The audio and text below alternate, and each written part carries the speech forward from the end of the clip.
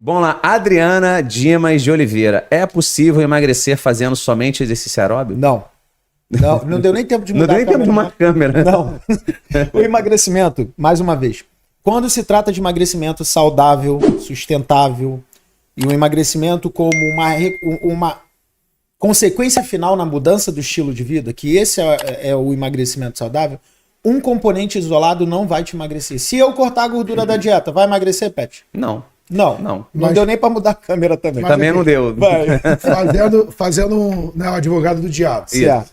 Se o cara tá com peso estabilizado, Certo. e ele incorpora o aeróbico no cotidiano dele, Perfeito. Se a pessoa incorpora o aeróbio no cotidiano dele, tá com... não passa a fazer E não passa a fazer... Aí é que tá. Se a pessoa incorpora o aeróbio, passa a manter a mesma ingesta energética, ela vai perder peso, ela vai perder gordura corporal, ela vai ter respostas benéficas mas do vai ter que exercício. controlar a alimentação. Só que isso por si só é uma definição muito fraca de emagrecimento. Porque o emagrecimento, ele tem, dentro do seu conceito, ele vem com uma abordagem de cronicidade. Não é à toa que todo mundo faz follow-up de pesquisas com emagrecimento. Então, quando você pensa em emagrecimento efetivo... Follow-up e acompanhamento após a pesquisa. Isso. Acompanhamento. Quando você pensa em perspectivas do emagrecimento como um produto, o emagrecimento como um produto, ele provém da mudança do estilo de vida. O exercício físico, ele ajuda no emagrecimento? Se essa fosse a pergunta, eu ia falar, ajuda. Ele emagrece? Sozinho não. A dieta low carb ajuda no emagrecimento, Pet? Ajuda. Sozinha ela te emagrece? Não. Então. É. Então E não é diferente da dieta low fat. Exato. Também o resultado é igual, se você tem as mesmas calorias. O que a gente tem hoje de informação sobre comparação de 57 milhões de dieta quando tem a mesma caloria e a mesma proteína é que não tem diferença na perda de peso. É isso. O fato delas serem isocalórica acaba Não, anulando. isocalórica e isoproteica, porque Exato. a proteína pode influenciar também. Exato. E aí, só para complementar, isso quer dizer que o exercício aeróbio não tem benefício? Não, galera. Exercício aeróbio tem muito benefício. Seja na saúde cardiovascular, na saúde vascular isolada, na saúde hepática, renal, cerebral, muscular, do tecido adiposo, da bexiga, da próstata, da mama, dos gânglios linfáticos, do sistema imune. Tem muito benefício. E quando a gente pensa em emagrecimento, o emagrecimento ele é um processo que ocorre a longo prazo e como consequência de uma adaptação funcional, a gente tem a alteração da estrutura física. Então, não adianta você focar em mudar a estrutura física sem pensar na manutenção dos estímulos necessários para essa mudança. Senão depois o reganho é muito pior. Então, por isso que isoladamente, compensar dieta no exercício aeróbio ou fazer excessos de aeróbio pensando que assim se emagrece, isso não se sustenta a longo prazo e já está na literatura há alguns anos sendo descrito. Léo, você pode falar do efeito compensatório em relação ao NEAT que acontece em resposta ao exercício? Tá.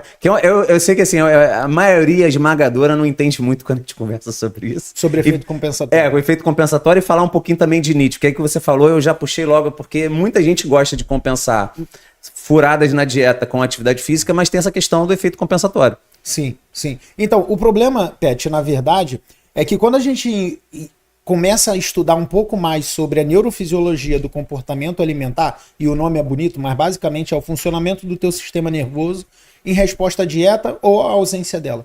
A gente tem lá no cérebro neurocircuitarias, regiões, que são responsáveis por controlar a ingesta ou a saciedade. É esse o objetivo, é entender que existem dois tipos de neurônios lá no núcleo arqueado que controlam ou você ingere porque você está com fome, ou você não ingere porque você está saciado. E aí, quando a gente pensa na resposta ao exercício, seja ele qual for, se o déficit energético induzido pelo exercício for muito alto, agudamente, há uma resposta natural por hormônios produzidos pelo músculo para que se aumente a ingesta.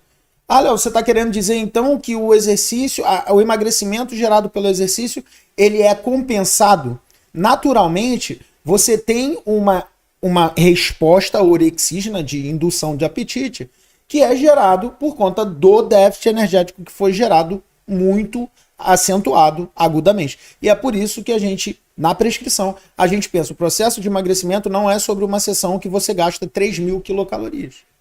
É sobre o acúmulo de quilocalorias gastas ao longo da semana. Porque se você gasta muita caloria porque você quer compensar algo que você comeu, você vai estar alimentando tua circuitaria neuronal para que daqui a algumas horas você vá para um comportamento de fome porque você teve um déficit energético muito alto. Então, essa resposta compensatória, ela acontece no exercício e o ponto-chave disso é por que não compensar essa dieta que chutou o pau da barraca com exercício? Porque quando você chuta o pau da barraca, você gera um pico absurdo de insulina, leptina e uma série de hormônios que vão lá no teu cérebro e vão te induzir saciedade. Esses hormônios, eles vão te induzir saciedade porque você encheu a pança. Mas aí, quando você treina demais também para compensar isso que foi dado, naturalmente você vai produzir grelina e outros hormônios que vão para o teu cérebro e vão falar daqui a algumas horas, por conta do déficit energético acentuado, que você ingira nutrientes. Por isso que o gasto calórico dentro da atividade física, do exercício físico, ele precisa ser controlado. Eu não quero que meu aluno ele perca 3.000 calorias numa sessão. Eu quero que esse aluno ele perca o que é fisiológico, 500, 600, 700 quilocalorias, e que eu vá somando isso ao longo do dia na maneira que ele não compense aumentando as calorias na dieta. Eu consegui responder? Então, mas não, eu tava querendo saber sobre o efeito compensatório no resto da atividade de vida diária, que é aquele NEAT. Ok. O NEAT. É, por exemplo, tu treina pra caramba, só que tem um gasto maior, só que vai acabar que você vai ficar mais cansado e aí você vai ficar mais parado ao longo do dia e não vai gastar tanto assim ao longo do dia, né?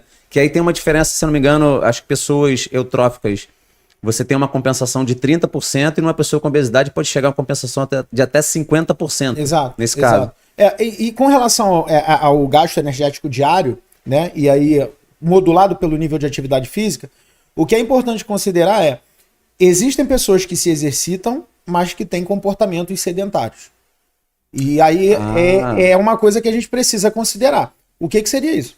O cara se exercita todo dia, mas passa o dia inteiro sentado. Entende? Exato. Esse comportamento. O cara por isso se que eu tenho que comer todo pouco. dia. Eu tenho que comer hoje muito pouco para manter o peso. Exato. O cara se exercita todo dia, mas ele prefere ir de elevador. Ele pega escada rolante, ele não caminha para pegar o ônibus, ele não faz atividade ao longo do dia. E aí o que acontece? Quando a gente pensa em gasto energético, o que importa no final é o gasto energético total no final do dia, que vai ser somado ao gasto energético semanal, mensal e assim vai. E aí tu aumenta lá 500 quilocalorias na academia, mas ao longo do dia que tu poderia gastar 3.500, tu tá gastando 1.500. Então, muito além de só fazer exercício, é o que hoje a Organização Mundial da Saúde fala, é você evitar comportamentos sedentários e fazer escolhas que são mais fisicamente ativas. Que aí você evita esse efeito descompensado do sedentarismo. Perfeito.